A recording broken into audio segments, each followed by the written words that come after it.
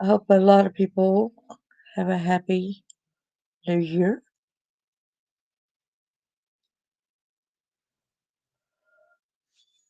No holidays are difficult for a lot of us, especially survivors.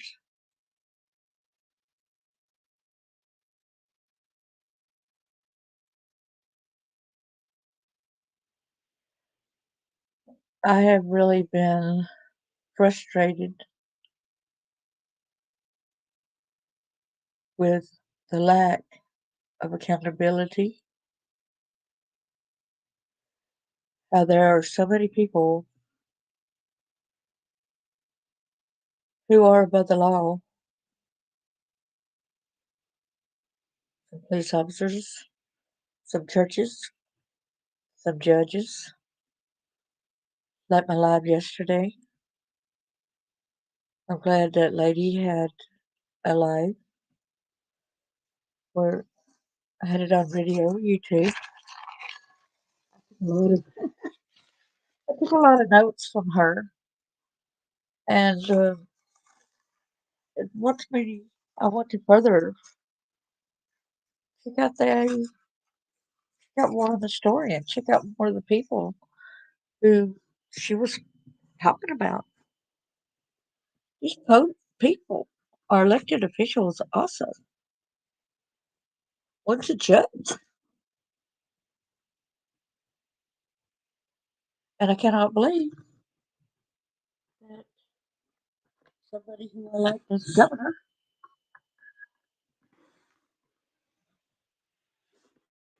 failed.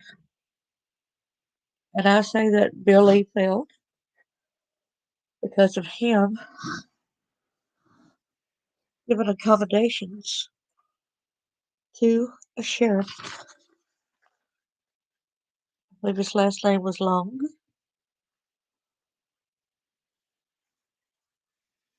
Long did not make sure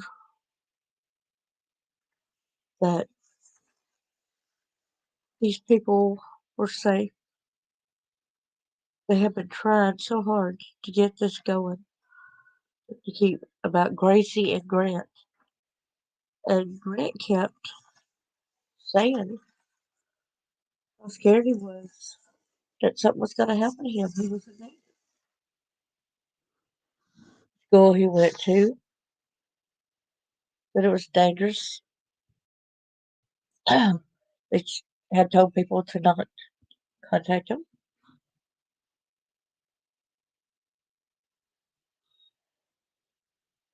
And on a better note, let's just try to get our minds to caring and concern for other people. People stopped doing that so long ago.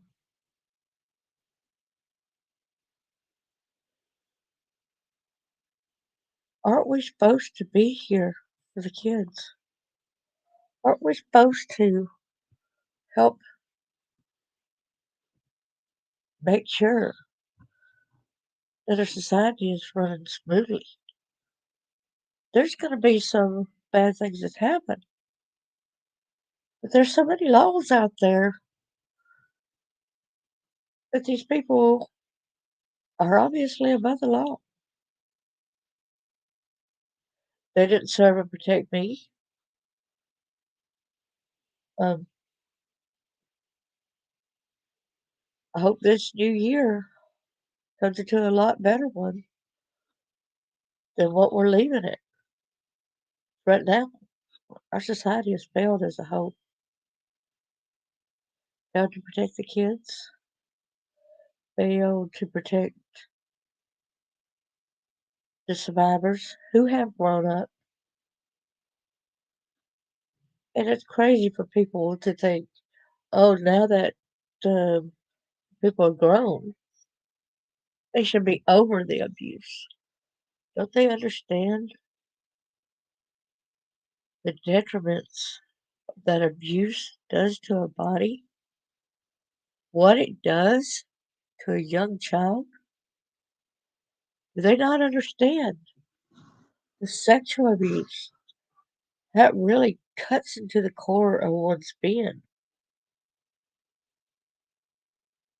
I have a friend who says that every time he was raped, it was like another murder to him, like he was murdered all over again.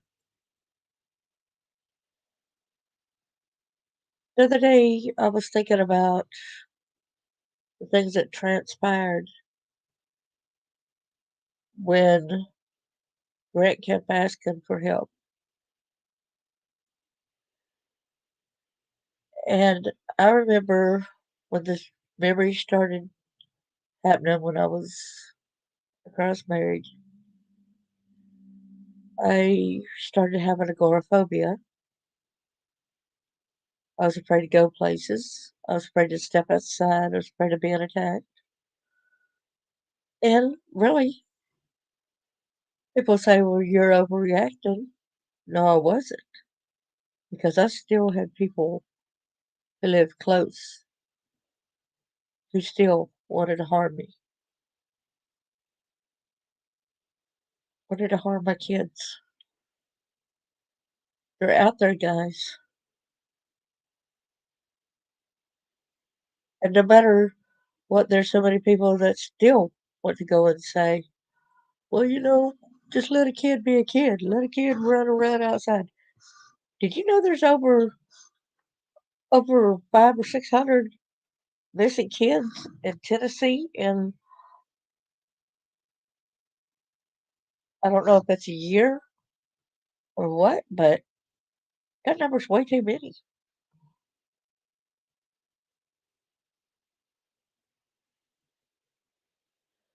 There's so many unanswered questions.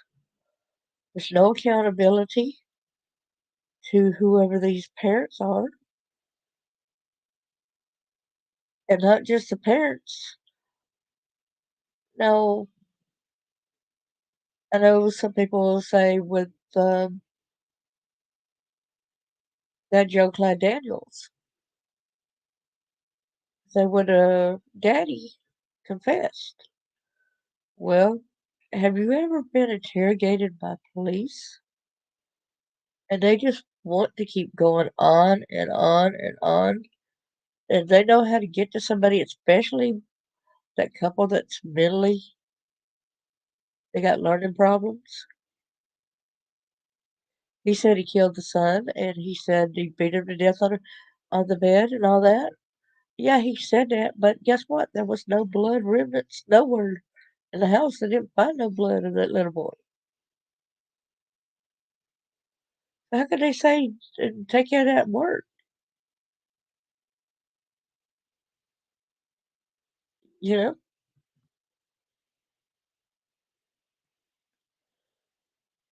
that don't mean they didn't know anything.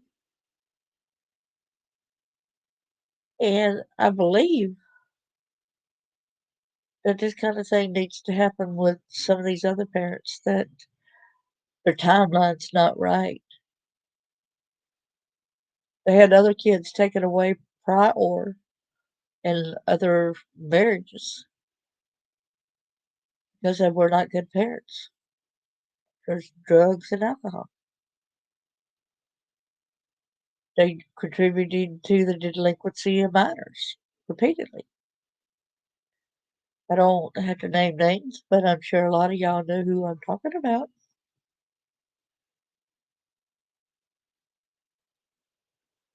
Went back to the time when I started having the memories and the flashbacks. It was so horrible.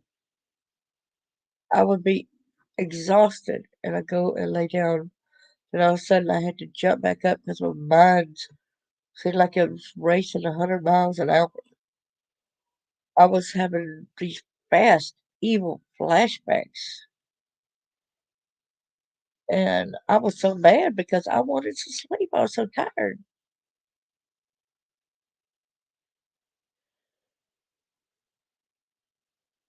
Well, I thought it a blessing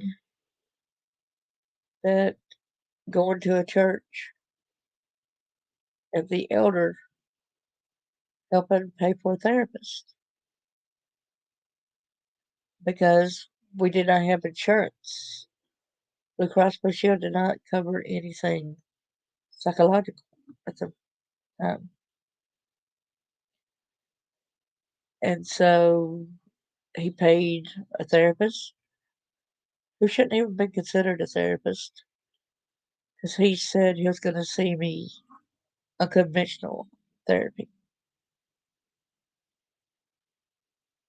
He knew about me being sexually abused. He knew about me being violently, physically abused. And yet, he said for us to wrestle. Well, I stood up and he got me to the ground real fast. And his office door was locked, which he did business inside his home. And he had me pinned to the floor, and his head was laying on my breast. A conventional therapy, right? I told him to get off of me. He wouldn't. I was yelling at him to get off of me. He didn't. Then his wife tried to come in and was knocking, and everything's okay. But instead of me hollering and saying, "No, it's not okay," I was scared being on this side of a locked room with the perpetrator who was doing these things. And he had whispered and told me, "Well, an old man's got to rest," when he refused to get up off my breast.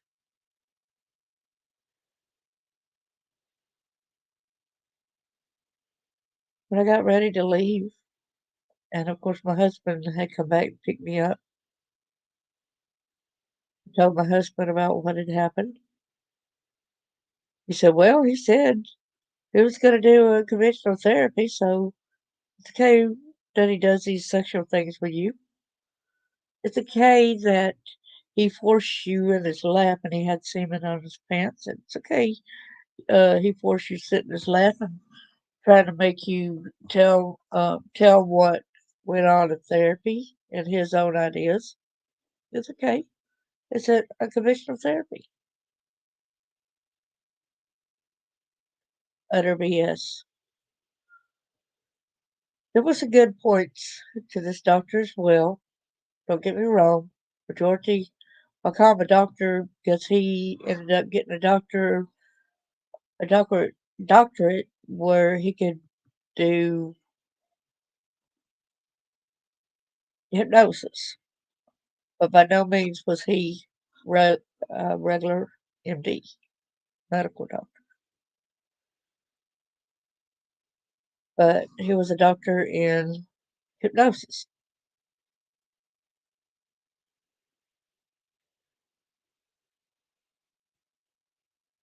Well, it wasn't long before he stopped seeing me at his home, and he got an office in an old school dorm at the college.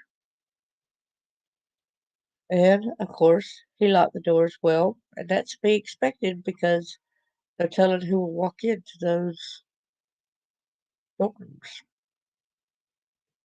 that had turned into office buildings now.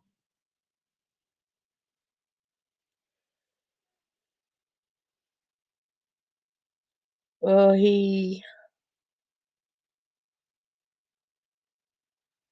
started hypnosis on me, and I had told myself prior to this that if he touches my breast or anything, I was going to snap myself out of it. I wasn't going to fully go under his control. Well, he did put a microphone on my shirt, which was up up near the top up here, this this area up here, and it was a button down T-shirt, so it's like a V neck. but it had buttons right there, so it's even wasn't much as an opening as this shirt has. Well, in the middle of him talking to me under hypnosis, next thing I know, he's got his hand on top of my breast, playing with my boob. And I said, "Do what?" And I snapped out of it. "Oh, I was just fixing the microphone." I said, "The heck you say?"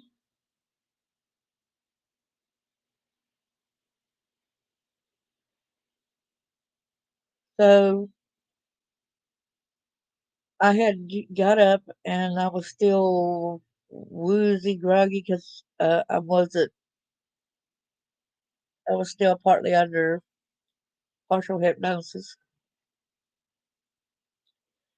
But I tried to walk and I just kept falling.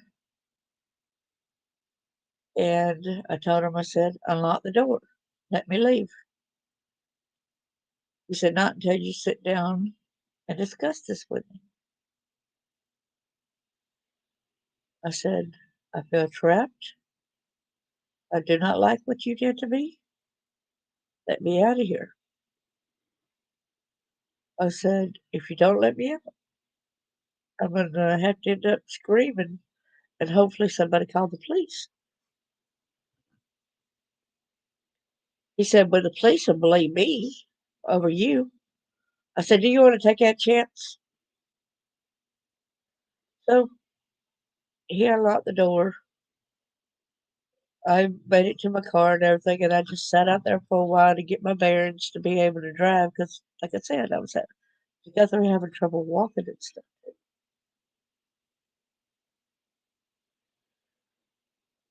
So he would contact me and say, "How about therapy again?" I said, "No." My husband say, "You got to go back and have therapy with him." I said, "No, I don't either. No, I don't. Don't tell me something I got to do when I ain't going to do it."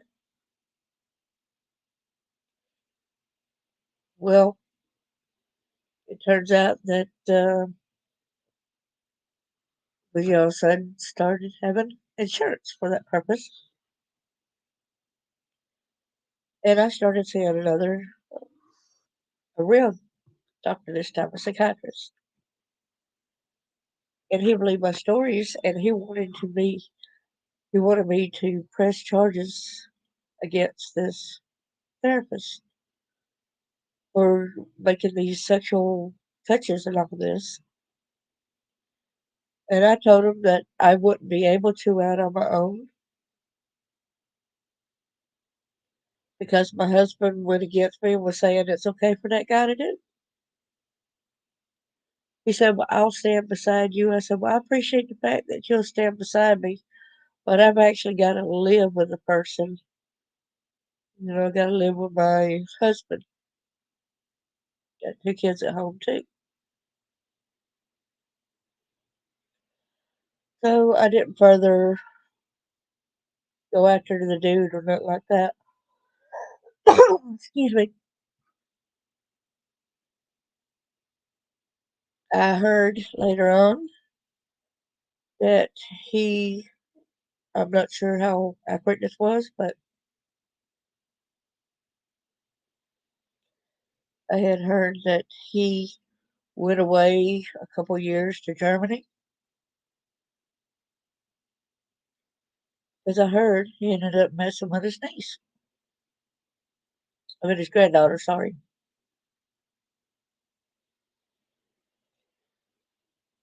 So he was on the run. And I guess when that statute of limitations run down, come back to the United States. It's a shame that they had a statute of limitations for that, and then he invaded the country and then come back. And everybody, and it's kind of weird. Years later, after I divorced my husband, and my son told me that his dad was fixing to have him going to see that guy as a therapist. And I said, hell but no, hell no. I called his daddy and I talked to him and I let him know what I thought. I did make some threats about that. I said, send him to a regular therapist.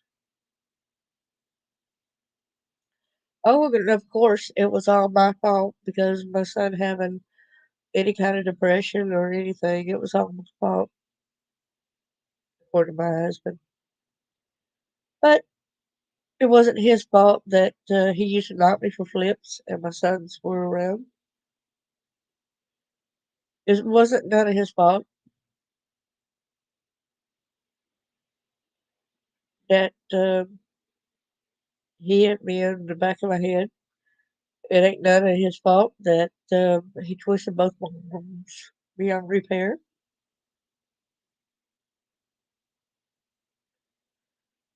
Oh, it's all just my fault.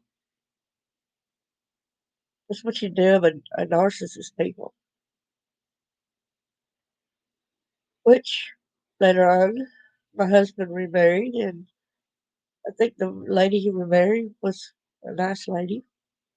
She actually tried to work it out and was hoping that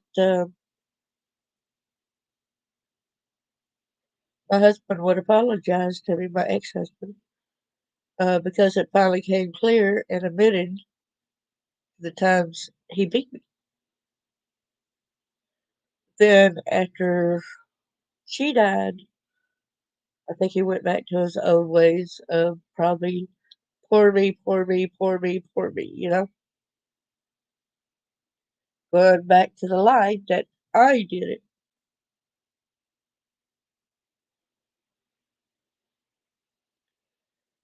But I was married 18 to 19 years. Majority of it was hell.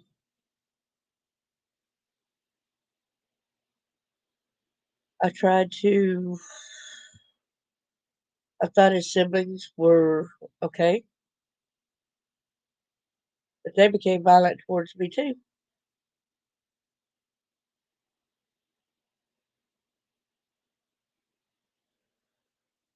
Well, we would be at my mother in law's house, and if there was any kind of negativity around and I did not want to be there, I certainly as heck did not want to leave my kids over there, even though they're playing with their cousins. The main reason I wanted to get my kids out of there is because I felt like it was not a safe environment for my kids.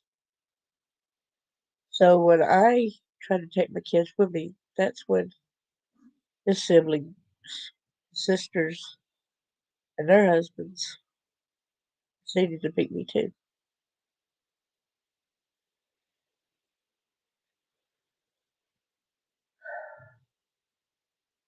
But everything was okay, and supposedly there was a lady at church who wanted the preacher to come and some of the other elders or something to come and be mediators. And she was going to be there also, but she was trying to help work on our marriage to show him that it was not okay to be treating me this way. You know, everybody denied her that.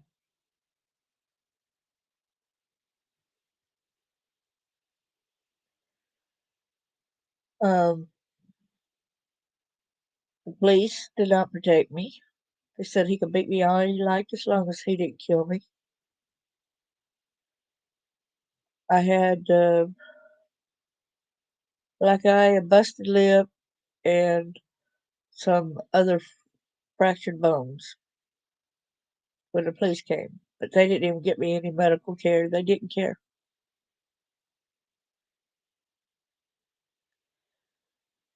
Then, later on, when it got worse, as it usually does, and he was threatening to kill me. I called the cops and said, "No, he's threatening to kill me." We can't do nothing until he actually does it. That's utter BS. They already had the proof behind him injuring me. Already had all that proof. They did nothing to protect me. So the very next day after I had called the police, one of the sheriff's departments showed up and just out of the blue and told me that if I left my husband, that I better not take the kids with me, or they'll charge me with kidnapping.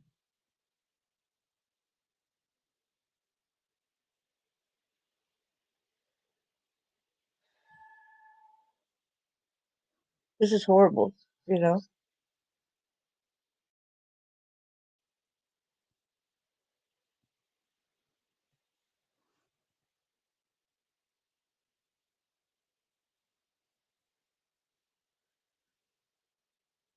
They didn't serve and protect me, serve and protect their own perpetrators. They didn't protect my kids. When they didn't protect me, it was not protecting my kids.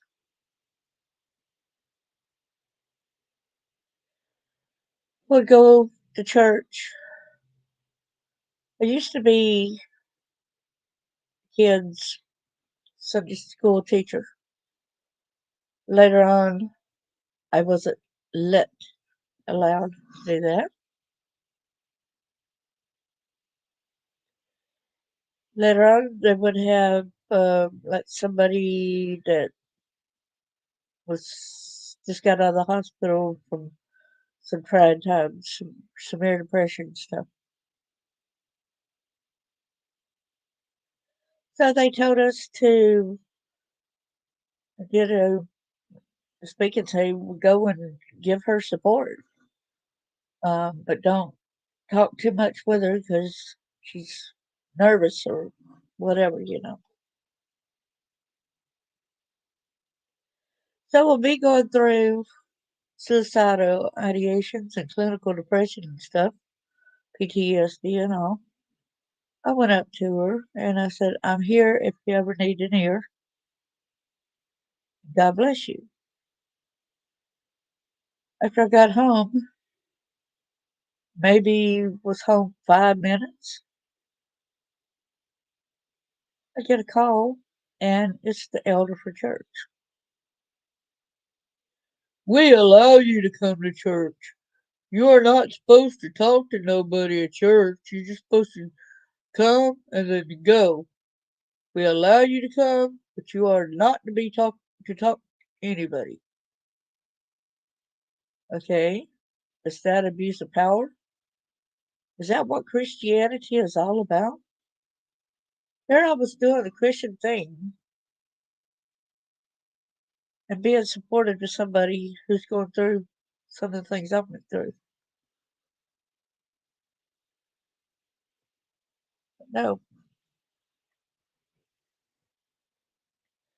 Later on, they had a different preacher preaching full time, and he pinned me to the desk and climbed on top of me. When he got off of me, he didn't rape me or nothing. I kind of was fighting back from him kissing me and stuff. And when he got off of me, then I went to my car and I locked the door. Wasn't able to drive yet. So he comes out to the car and he starts banging on the window. "Run out the window. Let's talk about this. Let's talk about this." And I said, "No." So I thought, so he went and got in his vehicle and he flew, he drove away. And I knew where he was going. I knew he was going to see that elder and they was going to try to come back and possibly lock me up for me being psychological, me being suicidal, and all this other kind of stuff, which was not what the problem was. So I said, I'm gonna try to drive and go this direction here. I know that first lady up on the hill because she goes to the church as well. I went up there and I talked to her outside and let her know about what took place. And we stayed outside and she consoled me. And she had problems talking to going to that church after all that too, because she couldn't stand to hear him preach, knowing he done this. And then he goes on to a couple weeks, and we find out that he slept with another lady from the church, and he's married. Yet the church says, "We'll keep him here until he can find something else to do." Excuse me, he right there. He done disqualified himself as a preacher going and doing that.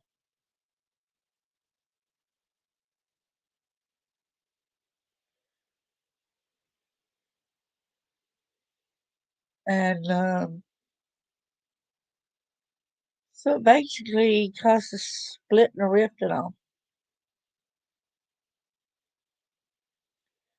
I never felt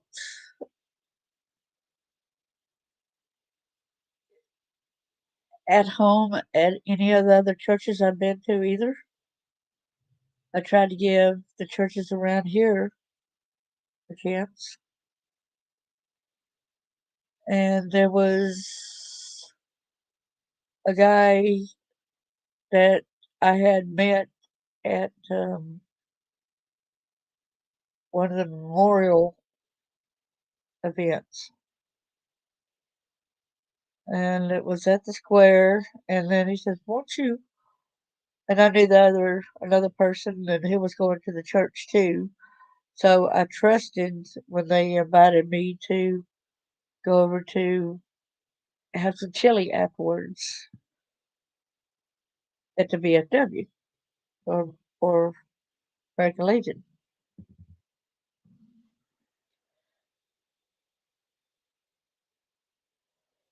I did not know later on when I would go.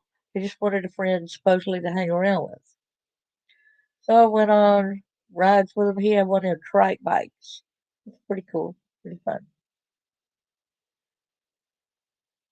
But when it came to his birthday time and he stopped by and he says, "Can you please put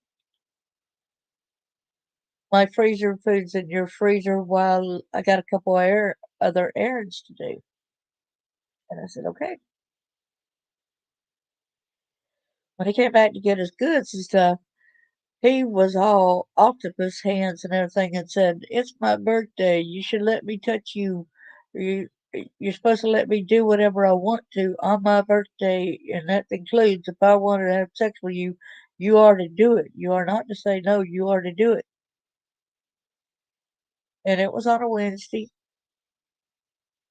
and that Wednesday night, instead of calling the police, I didn't call the police because his sister went to that church. He didn't go to that church, but his sister did, and the friend that I knew did. So I go to the church building that Wednesday night, and I make sure to pull the preacher aside where nobody could hear me because I wanted to talk to him in confidence. I told him what had happened, and I said the only reason why I did not call the police is because I did not want a division with the church. He said, "Well, thank you so much." A year or so passed, and I went to one of the church events, and I hadn't been there for a couple weeks because here I was, not feeling really good after somebody tried to rape me. It just messed with my mind about getting out and walking and all that. So it scared me. So anyway, I went to a church event and I went up to a table. I didn't know who that was in front of me, and I go, "Hi, how are you?" They said, "Hi, okay," and I realized it was that guy, and I was talking to him from behind, didn't realize who it was. That made it look like, that didn't really happen what I had claimed. But when I realized who it was, I backed away really quick and I left. And the preacher asked me, "Where you at?" Gave me a call, said, "Where you at?" I said, "I walked home." Well, this was a couple weeks later, sorry, after that. I said, "I walked home." Because at the time, see, he had to pick me up, the preacher did, and he said that he would take me back home using a van. And then all of a sudden he says, "Well, I got to find somebody else to take you home because I can't take you home. I got busy. Somebody else got the van and got to get somebody else to do it or whatever." So I live pretty close to my uh, house. So I said, "Well, I'm not going to wait around. I'm just going to go ahead and just walk on home." So he called me. And that night, my arm was hurting as well. And all during church, I was having to hold my arm because it was hurting so bad. So anyway, in the middle of the services, still, I just went ahead and I knew he saw me walk out the building because it was a straight shot right in front of where he was. You could see me going and walking out the door, not just for the foyer, but out the door, leaving. And he called me and says, "Where you at?" I said, "I left." He said, "Well, I was trying to find you so that because I found your way home." I said, "Well, I'm home already." He goes, and he said, "I think you lied about that guy trying, touching you all over and trying to do sexual stuff to you. I think you lied about it." He says, "Why else would you not call the police?" Okay, and this is a preacher, and I told him a year before that I didn't call the police because I didn't want a division with the church. Plus, at the time, I had to pick my own battles because I was trying to write my book, and I felt like there was things trying to stand in the way of me coming forward about things that happened to me. So I kind of like had to choose my battles. So then I felt like I got slapped in the face when that preacher said that. And then people says, "Well, you should come back. You're welcome there. You're welcome there. You're welcome there." I says, "I cannot go back to somebody who actually thinks that I did this particular thing when I didn't. You are not getting on to the perpetrator or anything." Sorry, I like playing with my hair a little bit too much.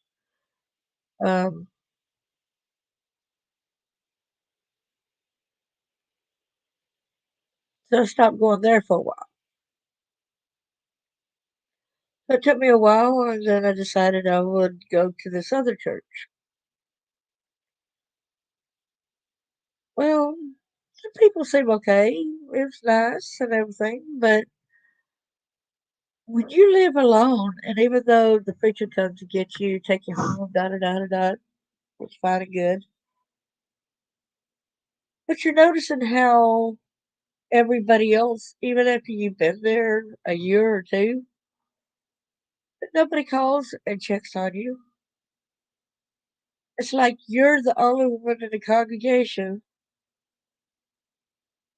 that they don't write to or check up on or even seem like they care about.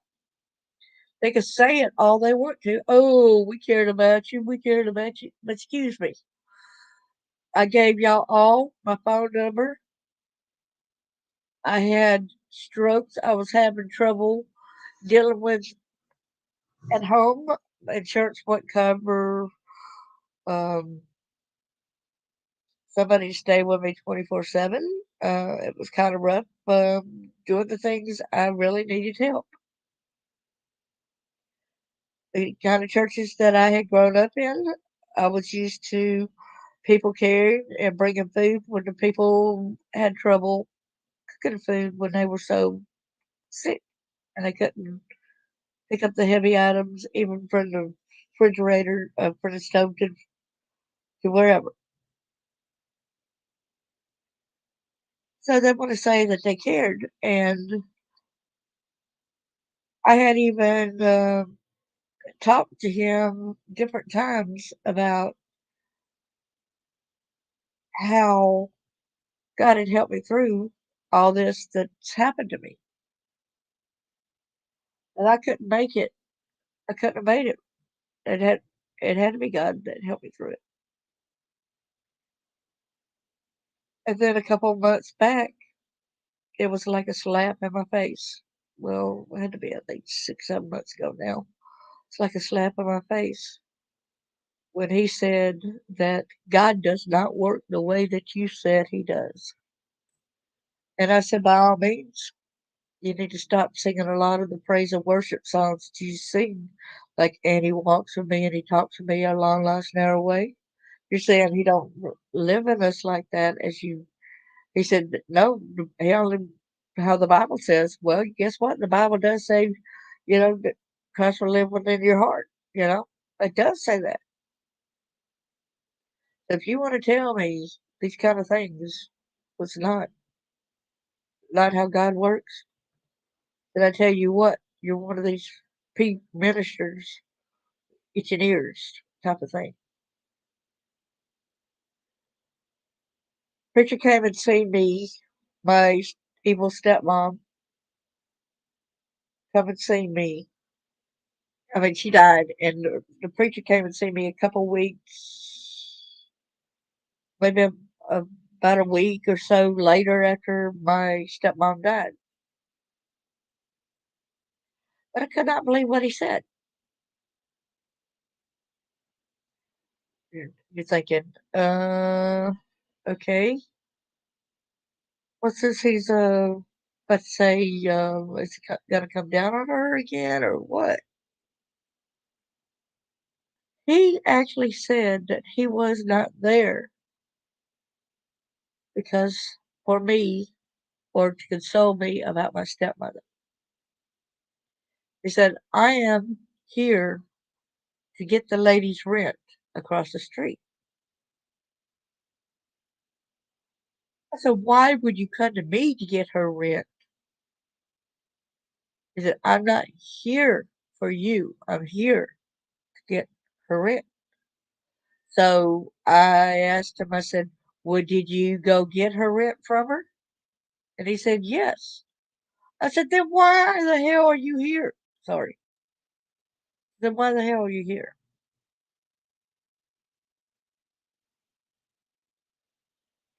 I'm here just to get the rent. So basically, he was trying to hide the fact that he was coming to see me and he wanted me to go by that storyline that he wasn't here, that all he was going was across the street to get the rent from that lady. That he was not at my place at all. And that's the only thing I can think of that why that would be said.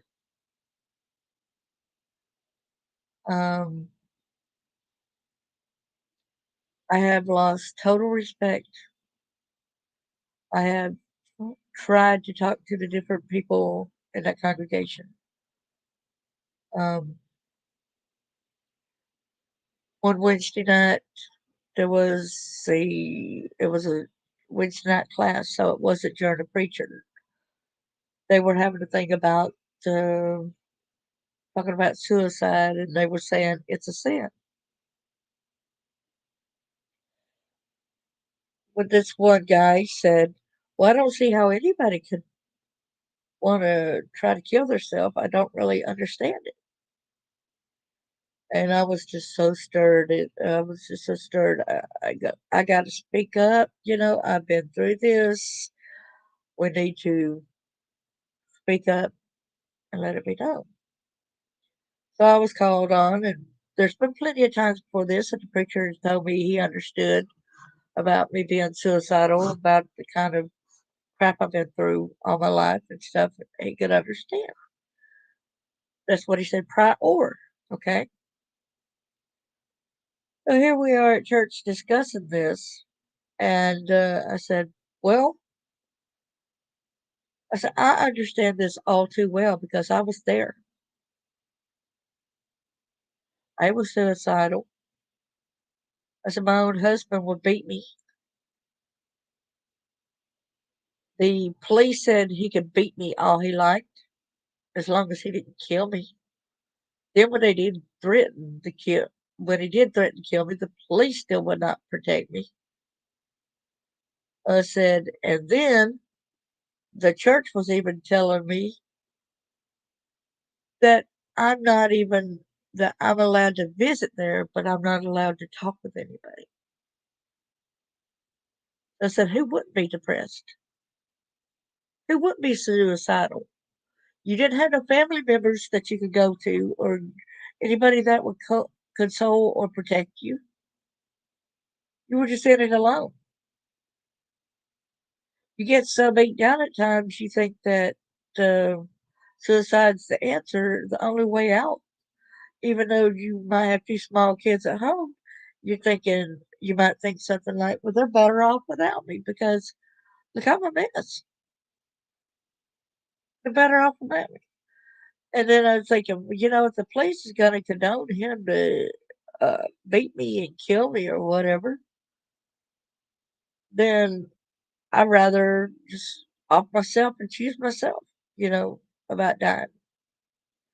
So anyway, whenever I was telling them this, that I understand, and told them all these facts and stuff, and I told them that, but I am glad that I am not feeling this way anymore, that I'm doing a lot better. Um, and now I can use my story to show compassion towards others who might be experiencing this. Then all of a sudden, the preacher raised his hand and he goes, "Well, I'm along with this other guy. I don't understand how anybody could do that." Right then, it's like I had seen the church building divide. It was weird. Um, I knew that I was being ostracized again. And just because of me speaking out and trying to tell people that we need to quit saying everything's a dang sin and go right there and try to help these people, these people that's suicidal, these people that just needs an ear, these people that needs compassion, thoughts. They don't need all this condemnation.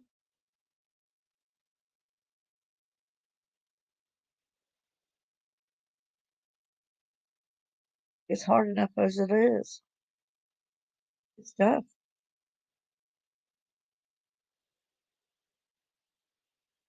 You got to be strong to be able to endure this, and a lot of times you don't feel like you're strong enough. A lot of times, I don't know how I made it out. So the only way I know I made it out was the grace of God.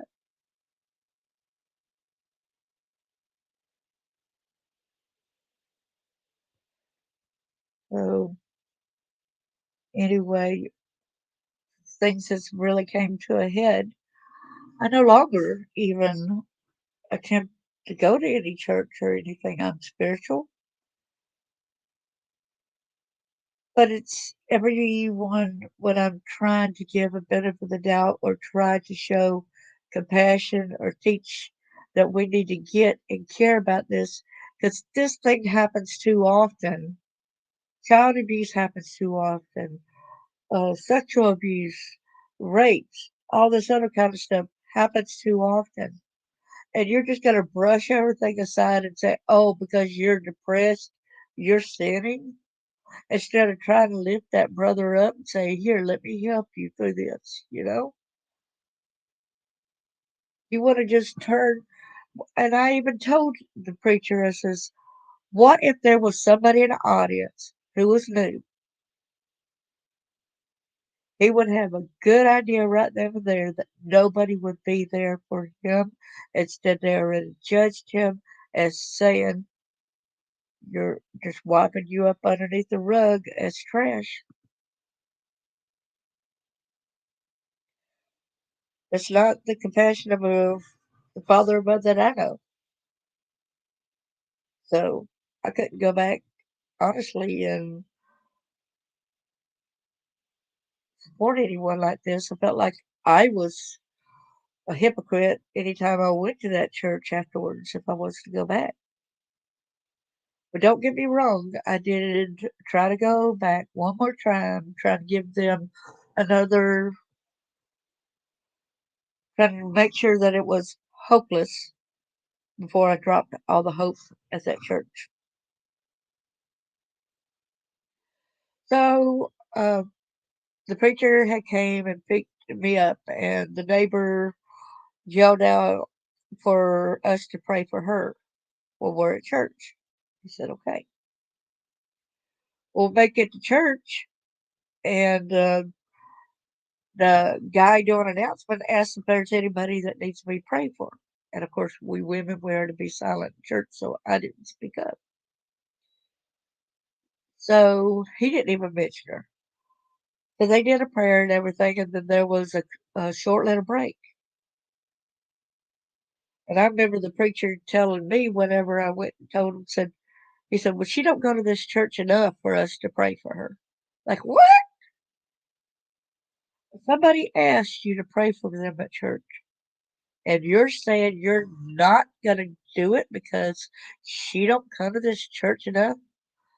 God, I am so glad you're not God above, because you're already oh man, you're already acting like you're judge and jury on that. So then that break also went to the guy that did announcements. And I went to him and said, "My neighbor had asked us to pray for her." He goes, "Well, she don't come here enough." So evidently, him and the preacher talked about it, and we weren't going to pray for my neighbor because she does not come here enough. What about the ones that are coming there enough and not doing the work of God, like simple ask for prayer? You know, they know that she's having to do a lot of blood transfusions. They know that she's um, on the verge of dialysis and all this other stuff. They already knew all that. They want to say, "We ain't gonna pray for her because she ain't been to church enough."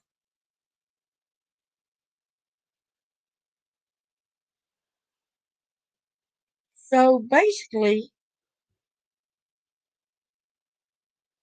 that is still some forms of abuse. It's religious abuse. And anytime I went to that church, like I said, the people would not call and check on me. They treated me like I was trash. It's horrible to be treated that way. And I even had a daughter-in-law who was having trouble with her second pregnancy. And I said, "Can we please send her a card saying that we're praying for her?" They just ignored me. They never asked me to do any of the stuff, um, which the other ladies does in the church, and I've tried, but I've just been basically outcast. And then when they go to some of these members and try to say, "Well, I get treated badly there," they said, "We didn't notice nothing on how you get treated." Well, maybe because, you're not living in my shoes to really witness and see it from my standpoint on how I'm really being treated.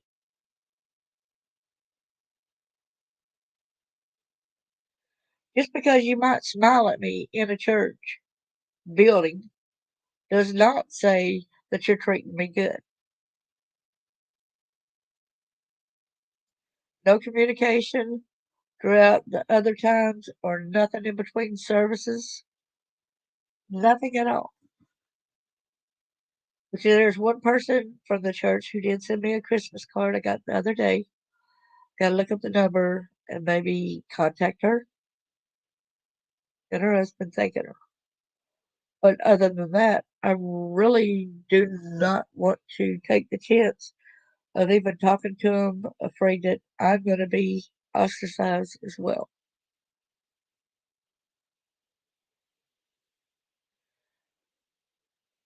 And there's one little tidbit other that the preacher would do too. He would want to massage my leg. And one time he did say that I haven't had sex with my wife in a long time. That's none of my business. And you think what are you telling me this? You think that I'm gonna do something for you? Excuse me?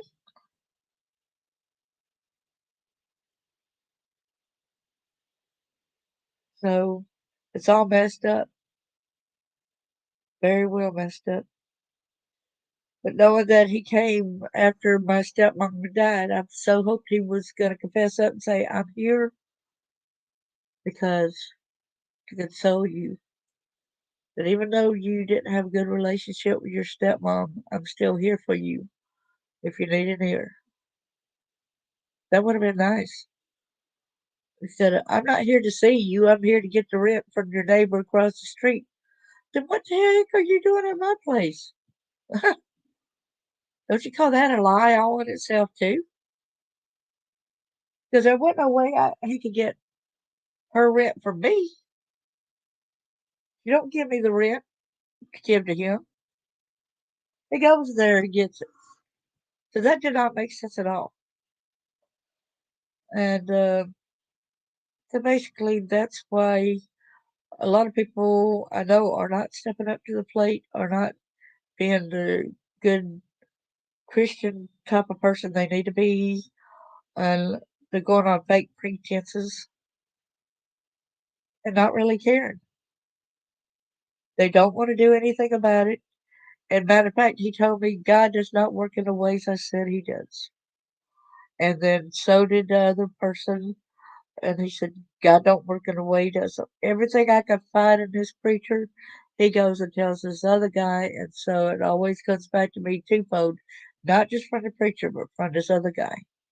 It's like the preacher's the puppet master and the other guy's the puppet. That's the way it seems. Because he mimics and does exactly what the preacher did. Me, I lost all total respect.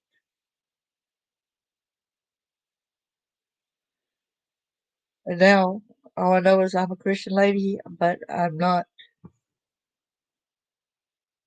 like um I try to live right. I'm not without sin. I'm not perfect. I do make a lot of mistakes, but I try to correct them. I don't try to sugarcoat them, and I don't try to sweep it under the rug as if nothing happened. We need to make the people that does these things accountable to sexual abuse and such on. We need to be there for people. We don't need to turn a blind eye. You might be a person's last hope of survival. They need you. You are much needed to share your story and to get it out there as well. Thank you so much.